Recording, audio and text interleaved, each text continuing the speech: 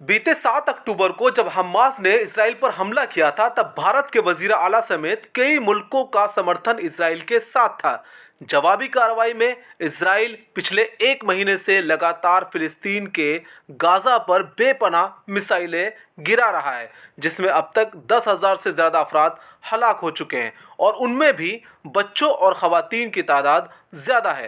अक़वाम मुत्तहदा की बैठक के दौरान हिंदुस्तान ने इसराइल के खिलाफ वोट किया है। ऐसा आखिर क्यों किया, आइए समझते हैं।